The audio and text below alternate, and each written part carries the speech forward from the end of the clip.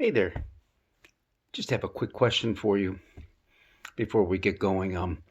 What what did you have for dinner last night? Yeah, I'm serious. What did you have for dinner? Did you have pork chops? Did you have chicken wings? Did you eat a steak? Or did you eat meat that was offered to Satan? Yeah, I really want to know because, hey, my faith is on the line. Your faith is on the line. You think I'm talking crazy talk right now? Well, not really. I'm talking First Corinthians chapter 8. That's what I'm talking. It's our second lesson that's coming up this Sunday. And it's the whole chapter 8. It talks about a question that was deeply disturbing the new church in Corinth. Corinth, the church that the apostle Paul had started, and now he's across the sea there in Ephesus and he's writing back and forth to them.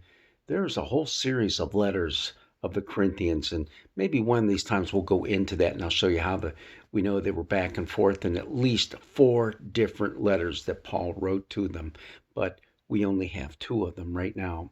First Corinthians is actually Second Corinthians, if you know what I mean. It's the second letter that was written to him. But this whole chapter, in fact, the whole book deals with some pretty profound theological and ethical concerns of the people. This is one of those ethical ones talking about meat. Well, meat? Are they worried about Big Macs not being on God's menu? No. What they're worried about is living in a context, very non-Jewish and also non-Christian context. Oh, there's Christians there and there's Jews there, but for the most part, it's there's a whole plethora of gods that are being worshipped in Corinth.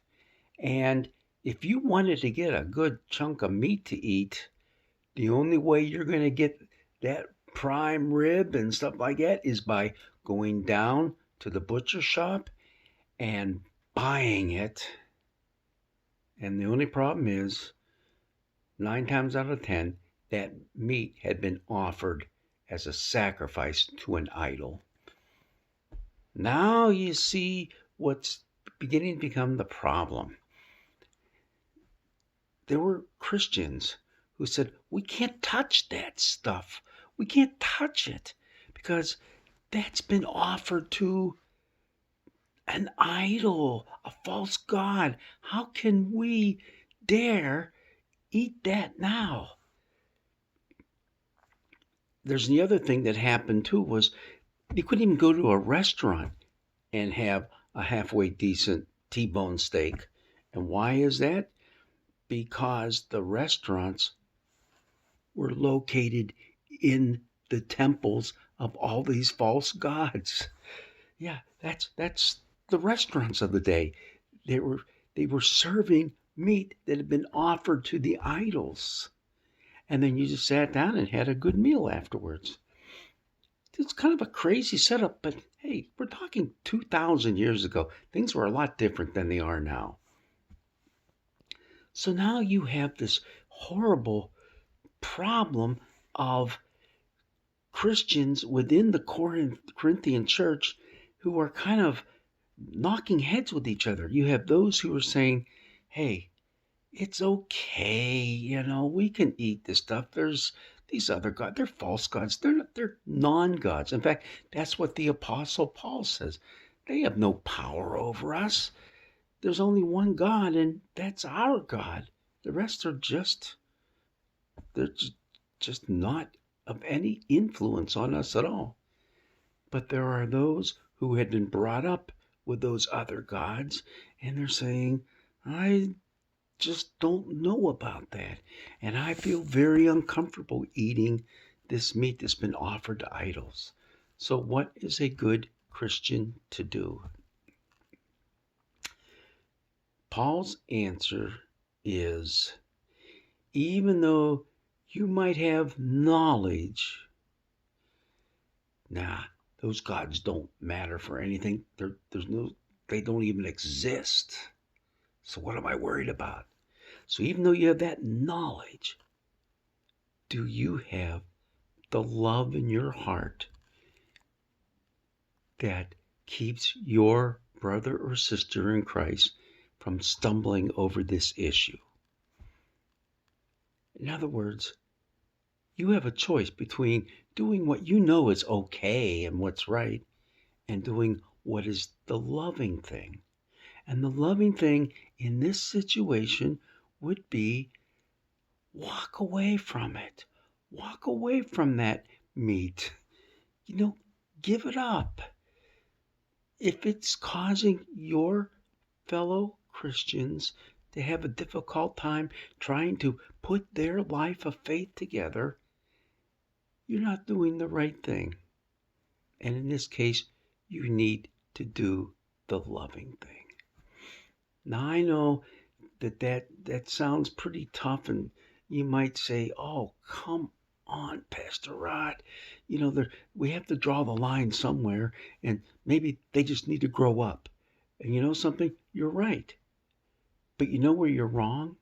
Where you're wrong is when you say, I'm right, you're wrong, and I'm going to negate all your feelings in the meantime. Because that's exactly what you're saying. What you're saying is what you feel inside of you is of no consequence to me. And it should be. It should be. We need to do the loving thing, even if it means that that's moving over what's okay to do. Do the loving thing. It's an interesting and a critical book of the Bible. This First Corinthians letter, Paul's letter to the First Corinthians, and this is a very critical chapter, one that we can quickly pass over and say, that's not us. No, it is us. We live in a time where people do struggle with their faith. We always do. So again, do the loving thing. At the very beginning, Paul said, knowledge, it puffs you up. Love is what builds us up. Enjoy your steak dinner, your pork chops, your chicken. But in the end, always do the loving thing. God's blessings be with you.